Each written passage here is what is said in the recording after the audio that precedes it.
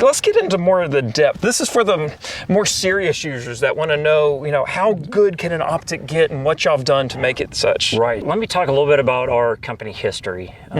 So, like I said earlier, we're a fairly new company. We've been shipping out products for about 4 years. Well, everybody involved with the company, though, has many decades cumulative experience in precision rifle scope design, right? The higher end stuff. So we had the opportunity to start a brand new scope company. We don't have any historical knowledge how we have to do things or we have to reuse these parts to make a new scope. Start with a complete blank slate, right? That opens up so many possibilities. And so our machine shop, where all the parts and pieces, and there's almost 200 different parts and pieces into one rifle scope, right? So that's all the little springs and screws and lenses and the body tube, your turrets and all that kind of stuff combined. Well, our machine shop is in Austria. We have our own machine shop. We are our own complete entity. And from there, what we end up doing is bringing in all the parts and pieces over here to the United States. And one of our company founders, Mr. Jeff Huber, one of the owners of the company, he runs a shop, got a handful of guys, highly experienced, and from there they hand assemble every single scope in Orofino, Idaho. And so from there, we ship out products all around the United States. And we do have now a crew of guys in Austria that is taking care of all the European market.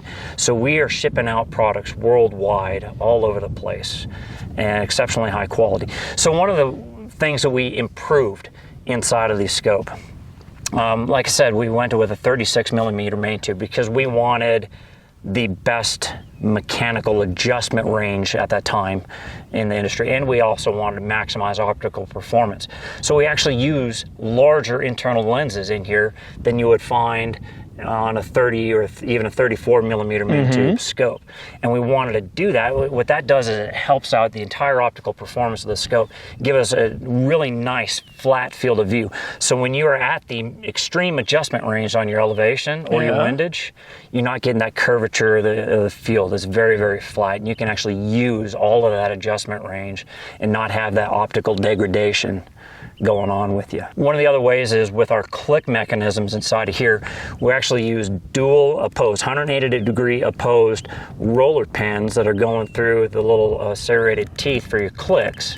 So that's a more difficult way to manufacture, but it also, in our opinion, gives us a much more consistent click feel for the lifetime of the scope, as opposed to how things are typically done with other brands that we've been involved with in the past, which use more of a roller ball that would go over the same exact point and eventually wear down a little groove over that same spot every time that you keep clicking.